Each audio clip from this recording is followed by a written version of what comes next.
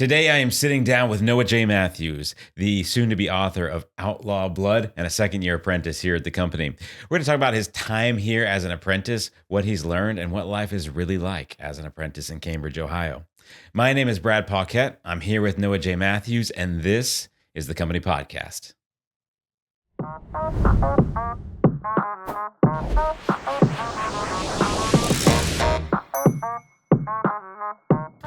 Well, Noah J. Matthews is here with me today. As I mentioned in the intro, Noah is a second-year apprentice at the company. So he joined me a year and a half ago in September of 2023.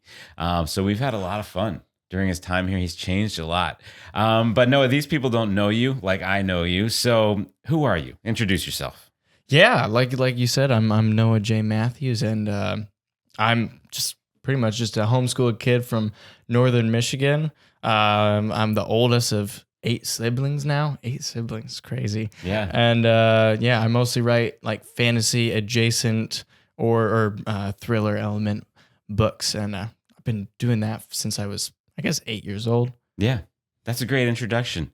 So you drive what, like, how far is it to get home for you? It's like 8 hours. All right, so it's an 8-hour drive back to Grayling, Michigan, where you're from. And let's start. You mentioned your genre there. I think that's something that's changed somewhat while you've been at the company, right? Yeah, definitely. Like when I first came in, I was really felt like just like straight fantasy, maybe some like, I don't know, classic Lord of the Rings ripoff, or like... You were a Christian homeschooled kid, is what you're saying. Yeah, that's what I was saying. So you wanted to be Tolkien. Yes, everybody wants to be Tolkien. And then C.S. Lewis combined sort of this hybrid Lewis-Tolkien character. Yeah, Lewis first, and then we bring in Tolkien for some of that voice. Yeah, right. And actually, I remember the first time I met you, Noah, was at our writers' workshops. That's right. So one of the peer critique workshops that we were doing, you came to several of them. And your writing was pretty good. Yeah. Like really good. Well, and I think your mom had responded to some of our emails from time to time. Yeah. Kind of seemed like she was on the same page with some of what we were doing, which was cool. And so you're sitting in the workshop, and I think you were a junior or senior in high school when I first met you, probably. Yeah. And so eventually, I think I emailed you like, hey, have you ever thought about the apprenticeship, right? Yeah, I remember that's about how it went. Because like, I had been thinking about going, like, I'm like, maybe like I'll take a gap year after high school and then maybe go. Because I was like, I'm really into movies and making movies with my brothers and everything. And so I was like, maybe I can do that for like a year and then do this whole writing thing. Yeah. And then you reached out to me and you're like, hey, applications are open. Why not this year? And I was like, oh crap. I did not think about that. Yeah, that just got real then. I like, with me, like, as soon as you give me more than one options, I don't know how to choose anymore. Mm-hmm. It was like, that's just too much. Yeah. So that actually sparked a lot of growth in me, just trying to wrestle through, okay, like, God, what do you want me to do? You want me to go this year, or do you want me to wait like I was planning? And like, I was asking and asking. I just wasn't hearing anything because I had never really gotten a hang of like hearing God's voice. Like, sure. My mom always heard God very clearly, like in words, and like would journal for like just pages and pages. Mm-hmm. And my dad mostly like seemed to feel things. But I was like, I don't know how I experienced God. But eventually I got desperate enough. I was just like leaning against like we have this recliner in my dad's office for like stretching your back. Okay. And I was just like leaning against that, just like sobbing, and then finally like I went until I had no more words, and then God was like, "Yeah, I've opened the door. Let's go." Wow. Yeah. That's really cool. And so, and I remember, you took your time to kind of sort that out in the beginning, and well, let's talk about how you changed spiritually. Let's start there. Yeah. So, we have these 3 program emphases here with spiritual development, writing craft, and business stuff, professional stuff.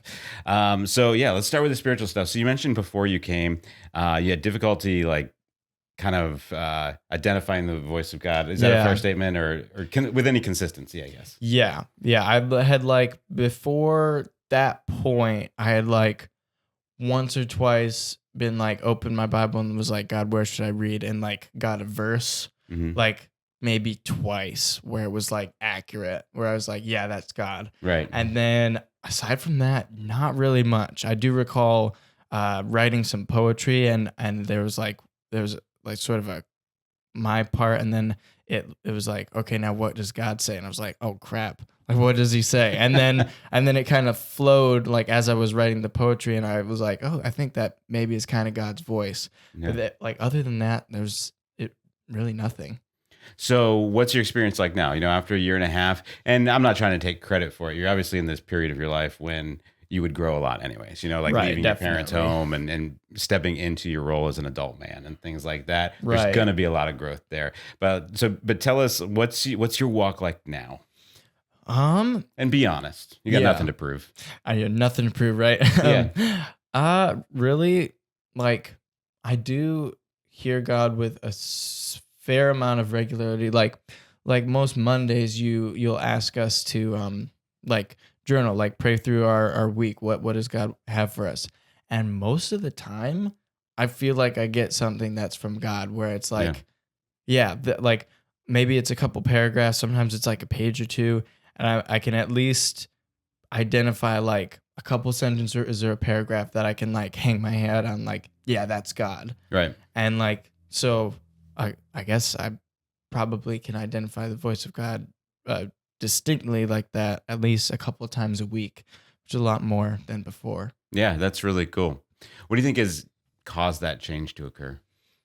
That's a good question. I mean, I think part of it was that initial getting desperate, getting to the end of myself, because when when you live at home with everyone and you're under your parents' wing and everything, you don't really have to hear God's voice Right. because your parents can for you, you know? And that's the way it should be. Yeah. Right. We can make a good argument that when you're under your father's authority, that's Exactly. how it should work.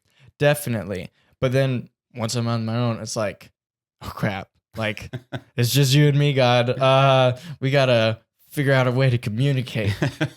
Yeah. And so that's kind of, I guess, what happened. I guess sort of organically, but then partly just by nature of the program, just pushing and seeking Mhm. and kind of trying to say yes and go after it more.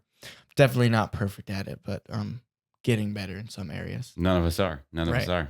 And I think a big piece of it is that regularity, right? Like you Yeah. said, like every Monday, this is the exercise. And then, throughout the week, we do different types of things where it's just Yeah. like you have to try it every single week. Yeah. If you try anything every single week, You're going to get eventually better you'll at it. get better at it, right? Yeah. Yeah. Well, how about other spiritual changes that you've experienced here? How would you consider yourself a different person now than when you arrived? That's a good question. Definitely okay, probably the biggest one is the area of shame. Yeah. Because when I first came, like I just carried a lot of this self condemnation and baggage that even manifests itself in self harm a couple of times, um, and I really just didn't know how to shake that like condemnation. And it was through the program, through meeting with you and talking, just like saying like, God, what do you say about this? Like Yeah. what's the truth? And I remember in particular one exercise that I was kind of like not happy about at the beginning.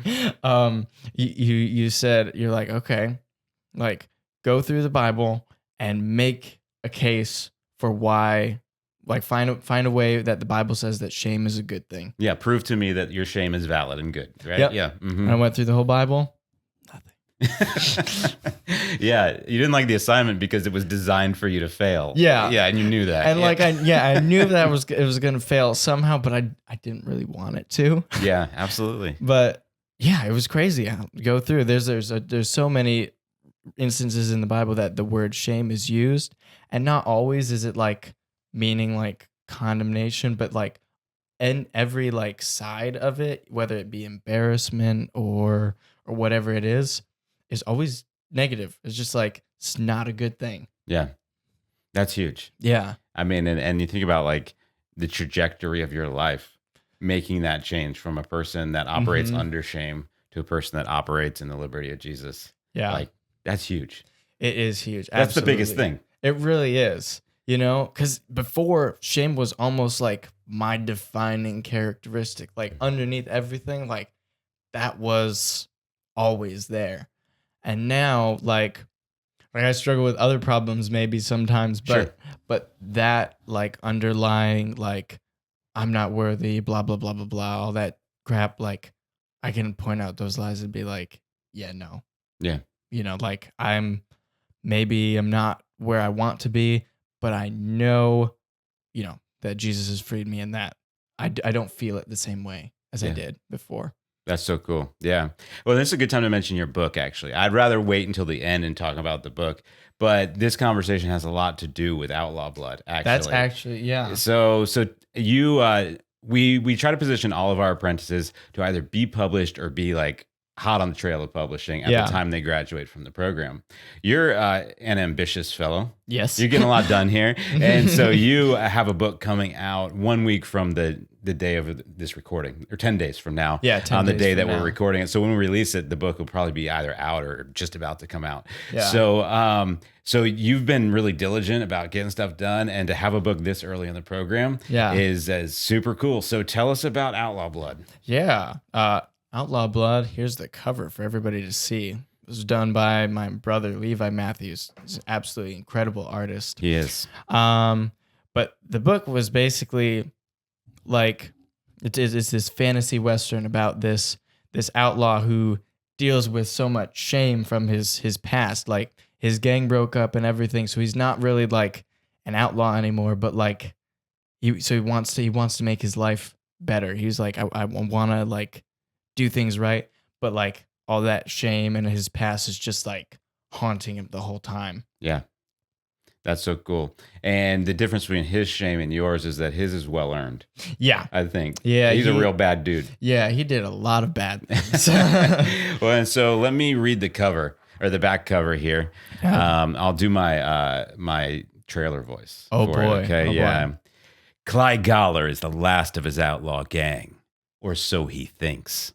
On the run from the law and the guilt that haunts him, Cly sets out to redeem his sullied name. Turned loose with a posse of bounty hunters, Cly cuts a deal to capture his former blood brother in the Yeller gang. The lawmen want him alive for hanging, to satiate the town's lust for blood. Cly has enough skill with a pistol to make a lawman blush, enough power with sand to blind the keenest hawk, and a load of guilt heavy enough to sink a Cathrad to its knees. In a western sandscape where honor's everything, Cly is pitted against a conquering gang that has mercy only on those willing to give a finger in sacrifice. In his stunning debut book, Noah J. Matthews conjures up the depth and grit of Cormac McCarthy, the fluid prose of C.S. Lewis, and the imagination of Neil Gaiman. They say the blood of an outlaw ain't worth a pint of milk. Cly's bartered with a lot of things in his life, never with his blood. Yet. Oh yeah. Oh yeah, Yeah, Chills. that's good. Chills. Oh, there's some good lines there. And I will say, for all the people out there that are like, what are you doing comparing your work to C.S. Lewis? I didn't write that. I wrote that paragraph. Yep, that was you. Specifically, that This was a paragraph team I wrote. Yep. effort. This back cover. Well, and on a personal level, you know, as the mentor here, as I work with these apprentices, Yeah. my goal is to help them reach their audiences, right? Like whoever God has helped them to identify that they want to talk to, that's who I help them write to. And it's not like I pick an audience for them or I try to get them all to write the same things. So ironically, most of the audiences that are chosen are not me. You know, most of the books that our apprentices have produced are like for teenage girls. And so it's my job to empathize with that audience and help them to, you know, fit the story to its target. Yeah. But what I liked about this book is that this is a book that I would really like to read. Like Yes. just on my own. If I was like looking for books, I'd be very interested to read this one. And so that was a lot of fun for me to engage with you on that project. Oh my goodness, I'm so glad that you finally get a book. Yeah, thank you. Because you're definitely not a teenage girl. I'm definitely far from that. Yeah. So this book will be available on March 3rd, really, you know, wherever books are sold. Yeah. So Amazon, BarnesandNoble.com, etc. If you have a local bookstore, go in, ask for it. They might not have it on the shelf, but ask for Outlaw Blood by Noah J. Matthews. They should be able to get it for you. That's so cool. So Talk to me about that experience of publishing a book. So how old Yeah. are you? You're going to be 20 the day this is Yeah, the released, day right? it's released. So you are a young man Yeah, when it comes to publishing books. definitely. So how are you feeling right now um, with this happening? This has been happening. I mean, I'm feeling pretty good. I've actually been pretty like almost blown away by the support that it's actually received. Like right now we have I have 45 pre-orders confirmed. Sending out the email saying that print books are in, that got everybody to confirm. Nice. So everybody's confirmed.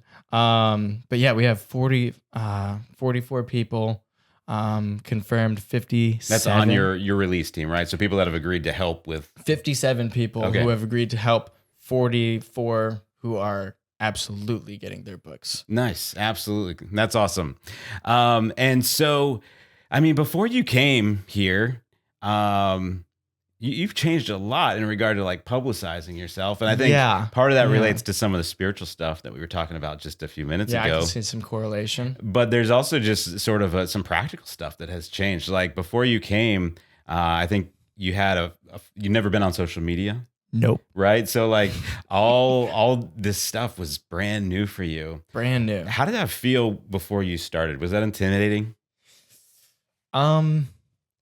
Yeah, it was a little bit intimidating. Like before, like I loved writing. I loved just the art and all this stuff. You know, I had a couple books under my belt. I loved doing this stuff, but I hated the idea of business. I thought, you know, I just hand it off to a publisher and they'd take care of all the marketing. And if I had a great book, then it would sell really well. That's not how it works. Yeah. Even no matter what avenue you take for publishing, you have to pull your own weight in marketing. Right. And that was really intimidating at the beginning. But coming here, I'm a person who's really open to like change and advice and all that stuff. Yeah. Like negative feedback, I'm like, yeah, let's go.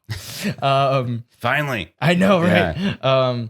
So for me, like the switch to go from like afraid of business to like now I love a lot of the business stuff. And you even give advice about business on your blog for other artists and things. Yeah, noahjmatthews.com for anybody who's interested. Yeah. But yeah, I think the real switch was just the mentorship, just having like just looking at one of your like some of your emails and just like basically just copying you. Yeah. And that is so helpful to have somebody like who's walked the walk before, and so you can just follow them and what they do. Like I remember when you put me in charge of the Pearl for a while, like I didn't really know much about like how I'm supposed to email with people, because before I'd been like really informal with any kind of messaging. Yeah. And so like you gave me a few like email templates, and basically I just like for my transition to business was the same of my the way I got into like prose and writing fantasy is I would read a little bit of like Tolkien, and then I get that voice in my head, and then I'd write in that voice. And in the case of business, I would read your email, get that voice in my head, and then write the email. Yeah. And that's been super helpful, I think, and has helped me kind of find where my voice is in regards to business and marketing. Yeah, and that's the normal process for artists. You know, most of us, when we get interested in art, we go through this period of play, right? Yeah. Where you just get to mess with it, and it's super fun, but not a lot comes out of it, right? It doesn't matter if you want to do paintings or you want to write or make videos or whatever. Yeah. There just has to be that period of play where you develop a deep love for the craft of it. But then most of us move into an emulation phase where we are copying other people. And you even see this from like Picasso, right? Like if you look at Picasso's early stuff, he's just doing still lifes of, you know, vases and plants and flowers and, you know, fruit arrangements and things like that. And it looks like the art that everybody else is doing. Mm-hmm. But he had to go through that period of just developing the technique in a way that he could validate the technique against somebody else's technique. But then once you have that under your belt, you're finally in a position where you can begin to differentiate yourself on purpose. Yeah. Right? You have to know that you can do it regular though before you can move into that place where you're ready to do it in a new way that hasn't been done before. Exactly. And so that's super normal. And what you've done with Outlaw Blood is I think you're moving into that place where you're doing something new. Yeah. It's super interesting too, because like I'd never now, as you say, I'm moving into more like stuff that is like fantastical in nature, but isn't fantasy per se. Like Outlaw Blood has a bunch of fantasy elements, but it's not really a fantasy book. It's really a Western. Yeah, absolutely. And in the second book that I'm writing, it's not a sequel. I'm sorry, guys. Corpse Virus. That's like this like noir detective story. It has fantastical elements, but it's more of this like supernatural, gritty like thriller. And that's kind of what I'm moving into. Is this more like gritty, visceral, sort of supernatural-esque. I'm struggling to find like a good name for it yet. Yeah. Of like, this is what I do, but like it's branching away from what we typically think of as fantasy. Yeah, and the name will find you. Yeah. Eventually.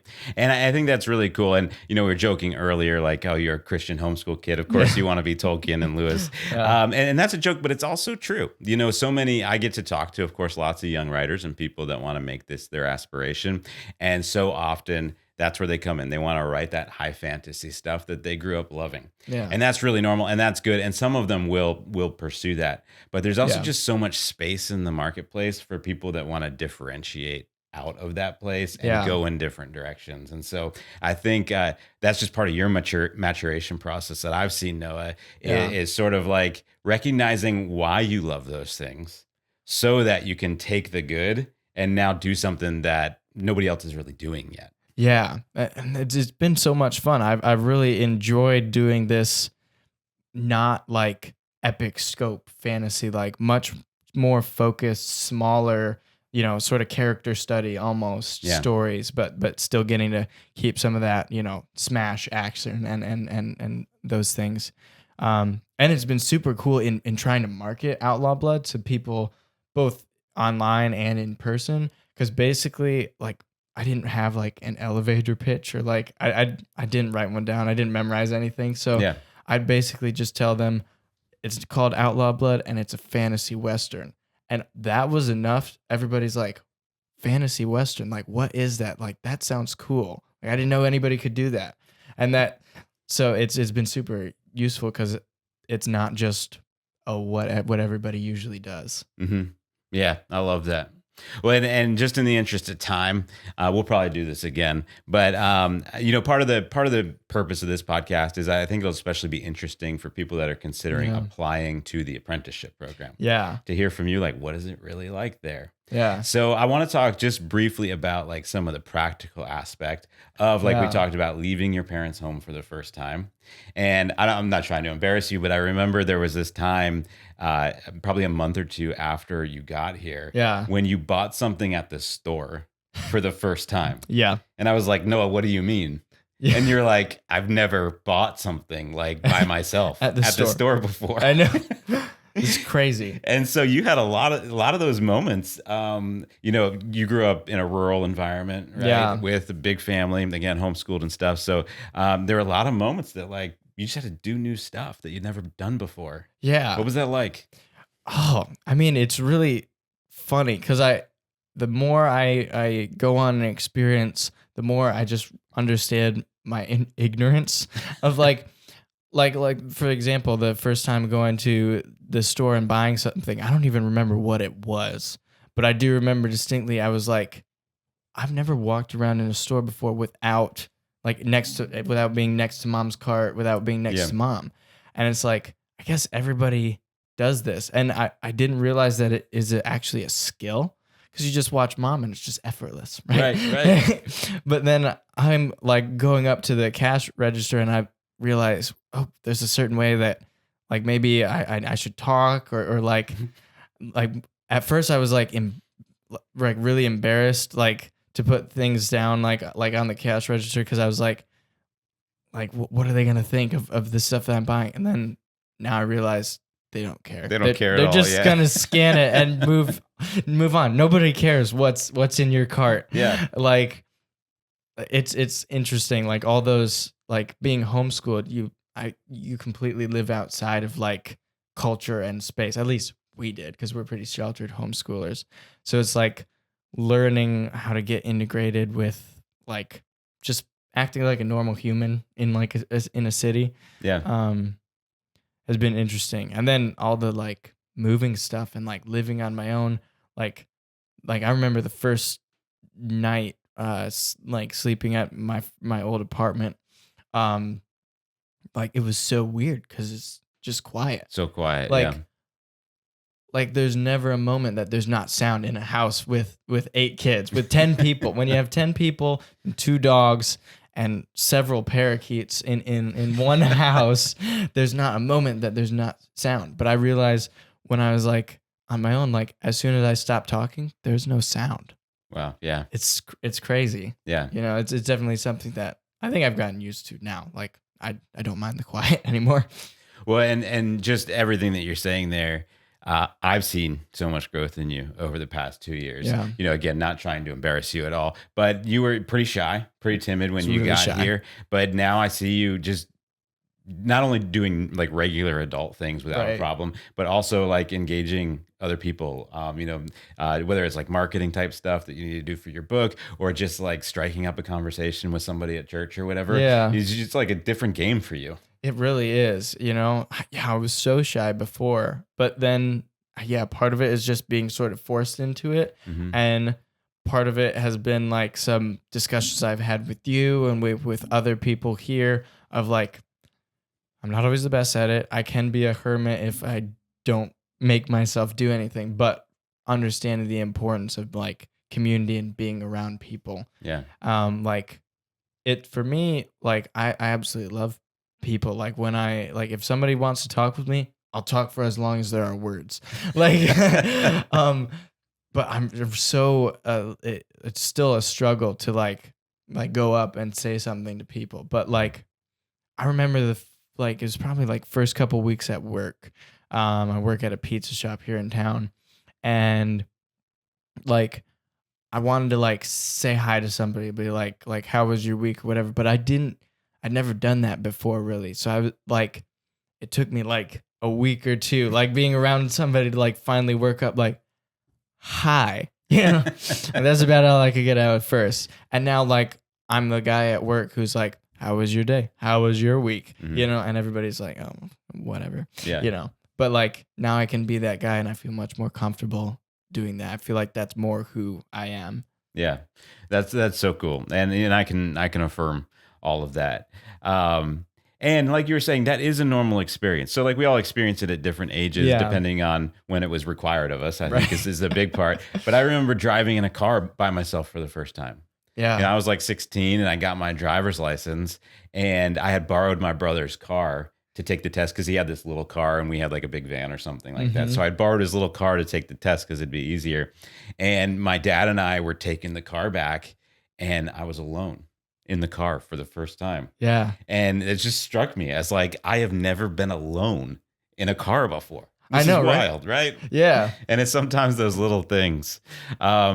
But no, and I also want to affirm that like a big reason that, you know, you changed this much is Mhm. because you say yes. Yeah. You know, you show up every day, and whatever I put in front of you, you're like, Yeah. I'll try it. Mm-hmm. And like you said, it doesn't always, you're not always the best. It doesn't always go great, but you Right. try it, and then you try it again, and it gets Mhm. better every time.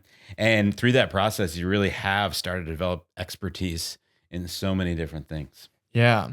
Yeah, like you said, just like that saying yes. Like it's hard when you're on your own like to work up like okay, there's all these things I need to do, like how do I, you know, change and become a professional writer and all this stuff like even our listeners might be having these kinds of questions. Yeah. But like the great thing about the company is I can all I got to do is I say yes and I show up, and then you're going to push me. You're going to say, "Let's do this," whether I want to or not, and then I'm going to have to make a choice. Yeah. Say yes, or am I going to play it safe? And just saying yes and kind of like, you know, flailing out there to sort of see what happens.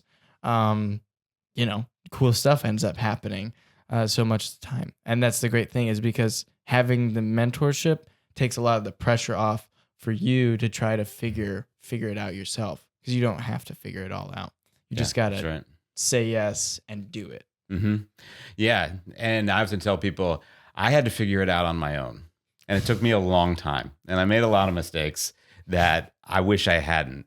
And Right. one of the values that I see that we do here is I want to save you that, Yeah. right? What it took me 10 years to figure out on my own, I want to see you do that in 2 here. Right. And then just jumpstart yourself 10 years ahead of where I was. Right. So that now I always tell them, like, now you can go out, do stuff even better than I did, and then please come back and tell me, Yeah. tell me that what you found and share it with the other apprentices and things here. Yeah. So Noah, if you were going to share, just in closing here, if you're going to share one message with somebody who's thinking about applying to the apprenticeship, just wondering if it's right for them, maybe Yeah. they're in a similar position that it's like kind of intimidating, or just Yeah. I've never done this kind of thing before, what would you share with that person? I mean, I think it just comes down to just saying yes. You know, like, it is important to have discernment and to go to God before you do things. But if you go to God and you're like, okay, God, I've been thinking about going to the apprenticeship, but I don't know, and you're not really getting anything, just go for it. Like, on this end, Brad and Melissa, they're praying too. Yeah. Like, there's Holy Spirit on this end, there's Holy Spirit on your end. Like you're gonna be okay. Like, there's no there's no loss if you apply and then it doesn't happen, because then that's an answer from God. Right.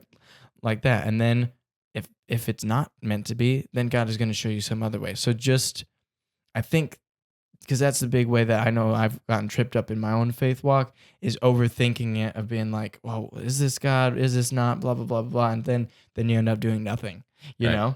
or procrastinating or whatever. So just say yes first, and maybe you make a mistake. But if you make a mistake in faith, God is gonna work it out. So, like, jump forward now, and then see what happens, and then you can learn and grow from that. But say yes now. Yeah, I love that. That's such a good message, and he's right. So when we receive an application to the apprenticeship, our goal is to see you in a good position moving forward, Yeah. right? And if this is it, if we talk and we pray together, and it seems like this is a good fit for you, then yeah, we want you here, and I hope that you want to be here too. But a lot of people apply. And even though we have more space in the program, we still end up saying no, because after we talk, it's like, I don't think that person's going to be happy here, whether Yeah. that's just based on the nature of the interview, or the Holy Spirit moving on our end or on that person's end. But when that happens, we're not here to make this sale, so to speak. Yeah. We are here to say no, because like God probably has a better opportunity for you doing something else. Yeah. One of the things that I always tell people in orientation is, when you go to a regular college, if you get a professor you don't like, you like just put up with it for the semester, but then you don't schedule any more classes with that professor. Right. When you come here, there's no escaping me. Nope. So you're going to work closely with me for 2 years. And so for both of our sanity, we want that to be a really good situation for you and for me as well. And so, like Noah said, when you apply, it's a conversation starter so that we can combine forces, seek the Holy Spirit together, and do our best to put you in a really good position moving forward, whether that's here or somewhere else. Yeah. So thank you for sharing that, Noah. Absolutely. And thank you for being candid and sharing lots with us today. Yeah. We should do this again, because you have so many more stories. So many stories. I mean, we didn't even talk about when you got hit by a car. Nope. Yep. Or some of the cool miraculous type stuff that you've seen God do here. So we'll do that again and make more time for this. But in the meantime, Outlaw Blood comes out March 3rd by Noah J. Matthews. Please go to noahjmatthews.com and connect with Noah. You can subscribe to his newsletter there, as well as find him on Instagram, Twitter, Facebook, right? Yeah. And YouTube, I guess. And YouTube. So please take a minute and connect with Noah right now. That's if you like Noah, and I like Noah. I hope that after listening to him for a few minutes here, that you like him too. That's truly like one way that you can support him, is just go be a part of his newsletter, join him on social media, like leave a comment on stuff, and just be a part of his community that he's building around his work. Yeah. So with all that said, I hope that you've enjoyed talking with Noah here today. You can also reach out to him via his website if you have more questions about his work and the things he's writing and things like that. So this has been the Company Podcast. I'm Brad Paquette. This is Noah J. Matthews. We bless you, and until we see you again, happy writing.